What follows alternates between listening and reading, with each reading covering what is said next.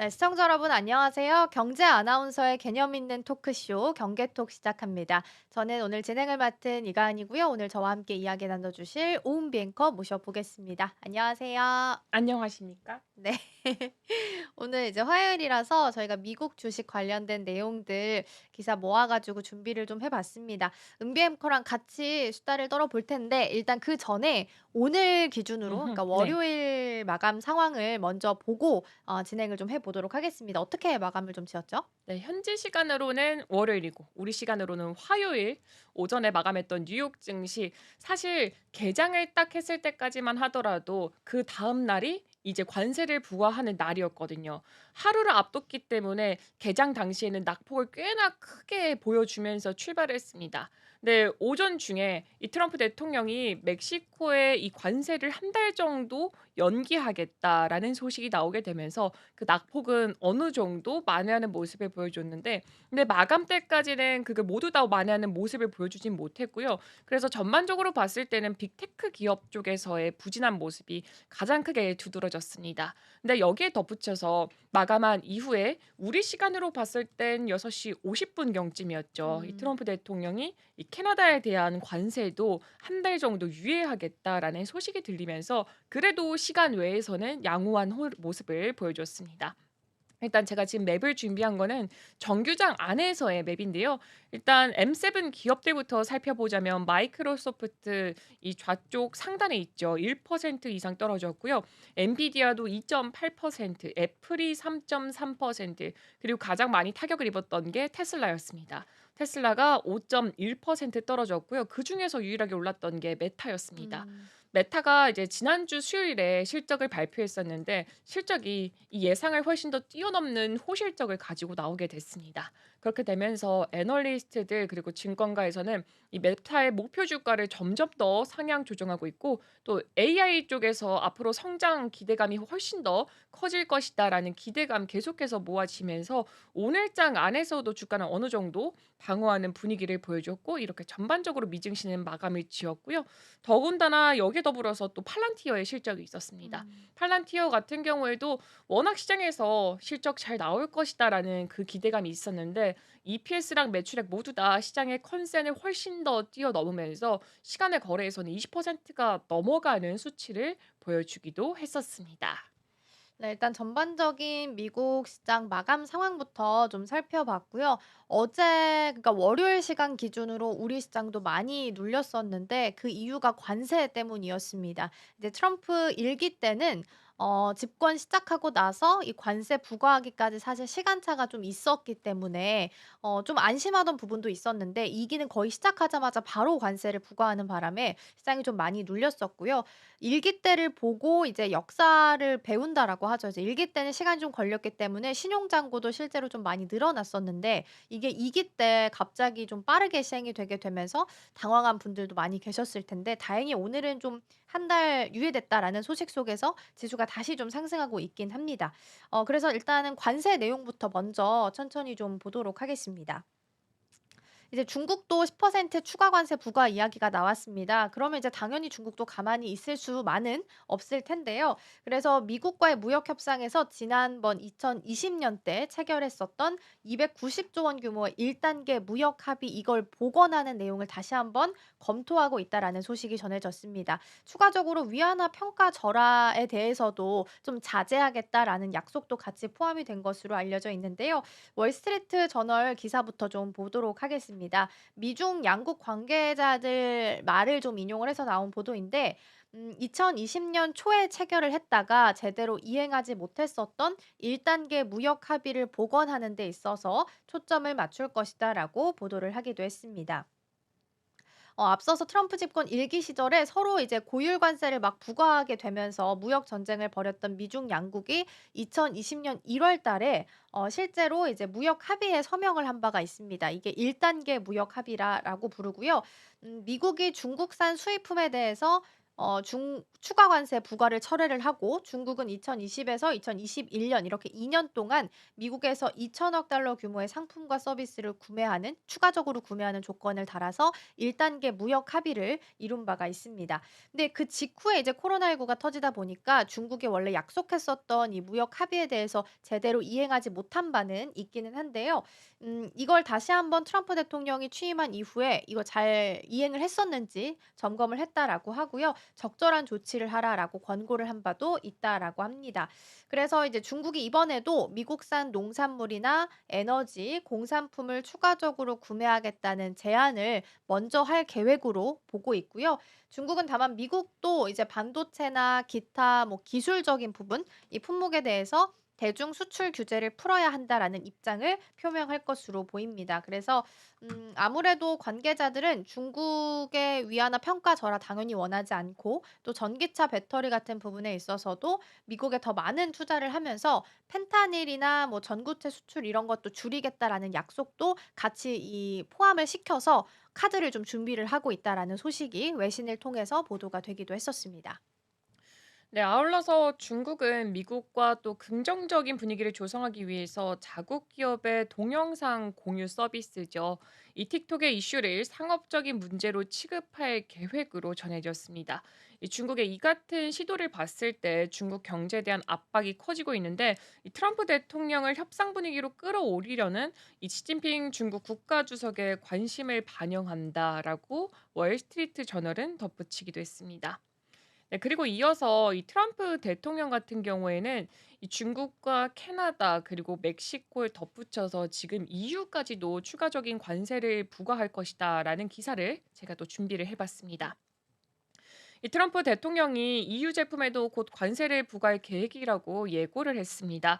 캐나다, 멕시코, 중국에 고율 관세를 부과하기로 한 데 이어서 EU까지 이렇게 전선을 넓히면서 글로벌 관세 전쟁이 조금 더 격화가 되지 않을까라는 우려가 나오고 있습니다.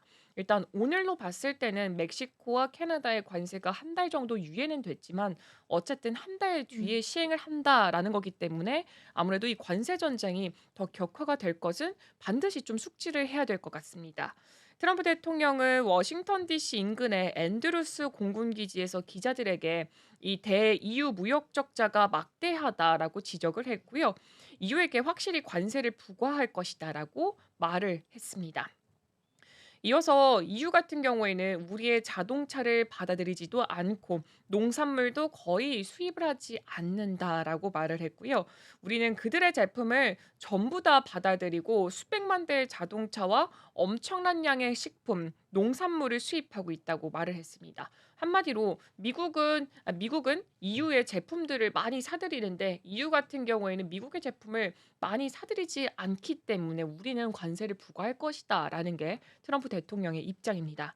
그리고 트럼프 대통령은 내일 아침 그러니까 현지 시간으로 3일쯤이 될 것 같습니다. 쥐스탱 트리도 캐나다 총리와 멕시코와도 통화를 할 예정이다라고 했고요. 이 통화가 있고 나서 이렇게 관세가 유예가 됐던 겁니다. 근데 하지만 그렇게 극적인 일은 기대하지 않는다라고 말을 했습니다. 그들이 대가를 치를 것이라고 확신을 한다라고 말했고 또 트럼프 대통령 같은 경우에는 그동안 뭐 멕시코나 캐나다, 중국에 각각 25%, 25%, 이 10% 추가 관세에 대해서 부과하는 행정명령에 서명을 하기도 했습니다. 그리고 캐나다는 이날 무역협정 위반 이유로 트럼프 대통령의 관세 부과 조치를 WTO에 제소하는 모습을 보여주기도 했습니다. 또 미국과 캐나다, 멕시코 협정에 따른 구제 조치까지 같이 추진할 예정이라고 합니다. 캐나다는 이제 전날에 이제 미국에서 관세 부과하겠다라고 했을 때 보복으로 지금 원래 이야기 나왔던 게 1,550억 캐나다 달러고 하나로는 한 155에서 6조 원 정도 이 정도 되는데 미국산 제품에 대해서 우리도 25% 관세를 부과하겠다라고 밝힌 바가 있었고요. 또 멕시코 같은 경우에는 보복 조치하겠다라고 예고를 좀 했었는데 양 국가 모두 일단 협상은 잘 이루어진 것으로 보입니다. 트럼프 대통령 자체가 원래 좀 먼저 한번 세게 때려 놓고 그쵸. 그다음에 이제 협상을 하는 사람이기 때문에 그쵸, 그쵸. 원래도 이제 멕시코랑 캐나다 관세 부과가 2월 4 일에 될 거다라고 이야기를 해서 그 사이에 시간이 좀 있어서 아마 이때 협상하지 않겠느냐라는 시각들이 많이 있었는데 실제적으로 그렇게 이루어지게 됐다라고 보셔야 될 것 같고 그래서 이제 앞으로 이제 중국과도 통화를 한다라고 했으니까 이것도 문제가 좀 해결이 될지는 조금 더 지켜봐야 되는 문제가 아닐까 싶습니다. 네. 이번에는 샘 올트먼 이야기를 좀 해 볼까 합니다. 샘 올트먼 이야기는 이제 우리나라랑 같이 연동이 돼서 움직일 기사라서 좀 보시면 좋을 것 같고요. 오픈 AI의 CEO인 샘 올트먼이 오늘입니다. 2월 4일 이제 국내 기업들이랑 만날 것으로 예정이 좀 되어 있습니다. 삼성전자 그리고 SK 하이닉스, 카카오, 크래프톤까지 얘기가 나온 상황이고요. 지금 보면은 4일 오전, 오늘 오전이니까 아마 진행을 좀 하고 있을 것 같은데 네. 최태원 SK그룹 회장이랑 만나서 AI 서비스 개발이나 데이터 센터 등에 대해서 협력을 논의할 예정이다라고 합니다. SK 하이닉스가 있기 때문에 데이터 센터에 들어가는 HBM 관련된 내용들을 아마 논의를 할 것으로 보이고요. 올트먼 CEO가 어제 일본을 방문했을 때 데이터 센터에 들어가는 자체 칩을 개발할 것이다라고 이야기를 했기 때문에 ASIC 반도체에도 반드시 HBM이 필요하기 때문에 아마 같이 들어갈 것으로 예상이 좀 되고 있습니다. 그리고 더불어서 항소심에서 어제 무죄 선고가 나왔었죠. 이재용 삼성전자 회장과도 같이 만나게 될 것으로 예정이 좀 되어 있는데 만약에 실제적으로 뭔가 협의가 잘 되게 된다면 이제 나오게 되는 갤럭시 시리즈에 오픈 AI의 챗 GPT를 같이 실을 수 있는 그런 가능성도 좀 보시면 좋을 것 같습니다. 삼성전자랑 올트먼 CEO는 이재용 삼성전자 회장이랑 굉장히 좀 친하대요. 그래서 같이 오. 영상 통화를 하기도 하고 어 뭐 그런 정도의 사이라고 하더라고요. 페이스타임을 할까요? 에에. 아니면은 페이스타임 아닐까요? 어 아무튼 그럴 뭐 수도 스 뭐 있겠죠. 스카이프일 수도 있고 여러 가지 네. 영상 통화를 하면서 굉장히 좀 친분이 두텁다고 해요. 그래서 원래 이제 기본적으로 보도가 됐던 건 "삼성전자의 수뇌부랑 같이 수동을 회동을 한다."라는 기사가 보도가 됐었는데 이제 어제 오후에 2심 무죄 판결이 나오게 되면서 이 기사가 바뀌었어요. "이재용 삼성전자 회장이랑 회동한다."라는 내용으로. 그래서 실제적으로 만약에 진짜 만나서 이야기가 되게 될지도 함께 좀 보시면 좋을 것 같고요. 가장 중요하게 봐야 되는 포인트는 카카오입니다. 지금 올트먼 CEO가 카카오 정신화 대표랑 AI 비전 발표, 기자 간담회를 같이 진행할 것으로 보입니다. 그래서 여기서 아마 협업에 대한 구상이 발표될 예정인데 카카오가 AI 모델 자체적으로 가지고 있어요. 카나나라는 모델을 가지고 있는데 이걸 같이 협업해서 아마 카카오 입장에서 보면은 비용을 좀 줄이면서 LLM 모델을 좀 만들 수 있는 좋은 기회가 좀 될 수 있을 것으로 보이고요. 또 더불어서 오픈 AI가 지사가 여러 군데 있는데 '한국에도 생기지 않겠느냐.'라는 기대감도 오. 있어서 이에 대한 코멘트도 같이 나올지 같이 보시면 좋겠습니다. 지금은 일본이랑 싱가포르 딱 이렇게 두 군데 아시아 기준으로는 좀 두고 있는 상황이거든요. 네 그쵸. 그리고 오늘 이제 방한 일정 전에 바로 전이 어제였죠. 일본이었죠. 네. 일본에 갔었는데 여기에서 손정의 소프트뱅크 회장과 함께 이시바 시게루 총리를 또 만나기도 했습니다. 이 니온 게이자의 신문 인터뷰인데요. 스마트폰을 대신하는 이 생성형 AI 전용 단말기와 또 독자 반도체 개발에 나섰다라는 소식을 또 밝히기도 했습니다. 또 같은 날에 도쿄 현지 유튜브 생중계를 통해서 이 심층 추론 모델이죠. 딥 리서치까지 함께 발표했습니다. 사실 이 딥 리서치가 발표가 되면서 이 글로벌 시장과 더불어서 우리 시장까지도 음. 함께 좀 키워드로 자리를 잡기도 했습니다. 딥 리서치가 중국의 딥시크의 최신 추론 모델이죠. R1을 봤을 때 이 R1 대비로 3배 가까운 정확성을 보여주고요.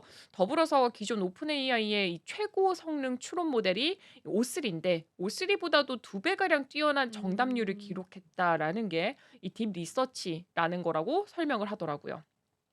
그리고 올트먼 같은 경우에 이번에 방일 일정 같은 경우에는 투자 유치와 더불어서 이 트럼프 집권 기간 중에 미국에서 이제 AI 데이터 센터 설립을 위해서 이 글로벌적으로 네트워크를 구축하기 위한 움직임으로 또 풀이가 되고 있습니다.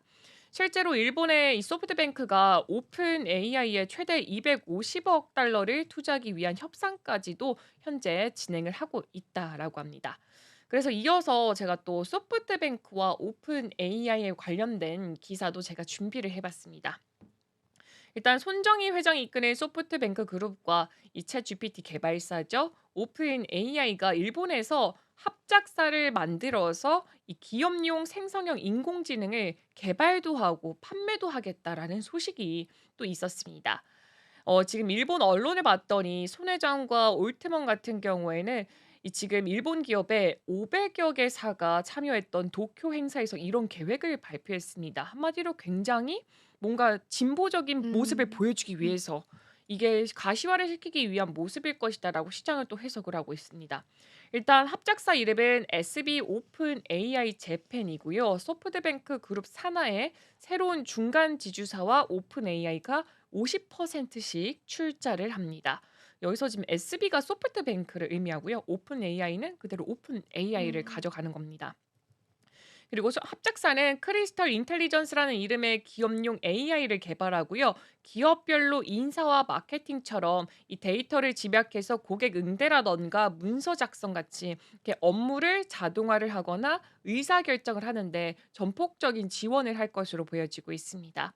소프트뱅크 그룹의 자회사들이 먼저 도입을 해서 이용료로 오픈 AI에게 연간 4,500억 엔을 주는데 이게 한화로 쳤을 때는 4조 2,477억 원 정도라고 합니다. 이 정도 돈을 먼저 지급을 할 예정이라고 합니다. 손 회장의 입장을 살펴봤더니 대기업용 최첨단 AI를 세계에서 처음으로 일본에서 시작한다라면서 좀 자부심을 드러내기도 했고요. 음. 기업 안에 최첨단 지성을 만들 것이다라면서 강조를 하기도 했습니다. 올트만도 일본을 시작으로 전 세계에서 전개를 할 것이다라면서 앞으로 글로벌적으로 진출하려는 그런 모습을 또 볼 수가 있었습니다.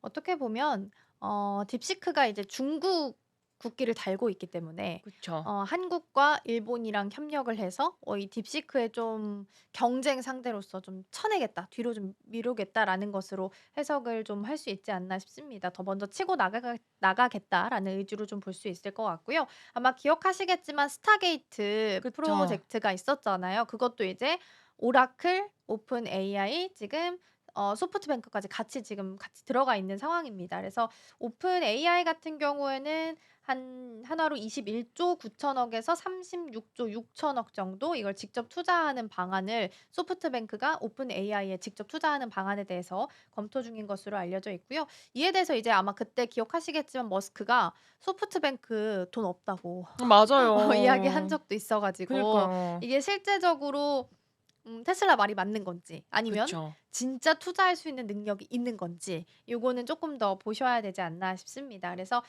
구체적으로 어떤 형태로 모델들을 공개하게 될지는 아직까지는 모르겠지만 "좀 더 오픈된 모델로 제공하는 방향으로 나아갈 것이다."라고 덧붙이기도 했습니다.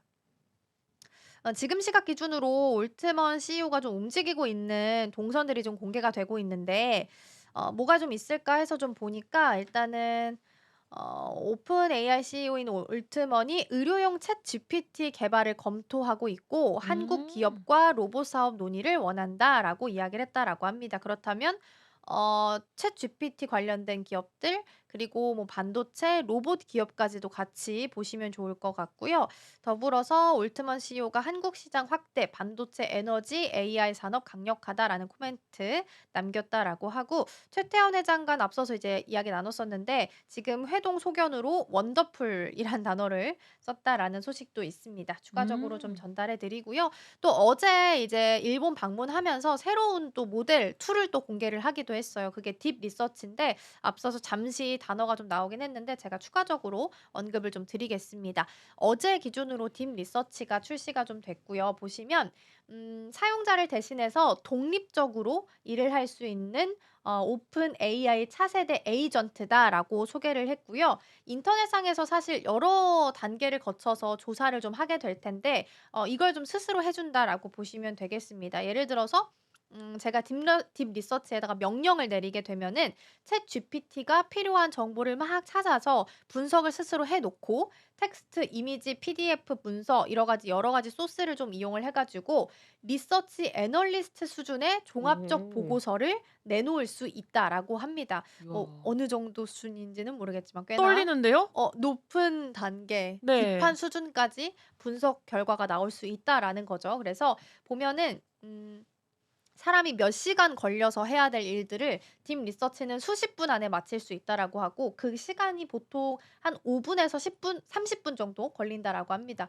사실 우리가 막 딥 리서치 이용하지 않고 막 분석해서 뭔가를 내놓으려고 하면 굉장히 오래 걸리잖아요. 몇 시간 근데 이거를 걸리죠.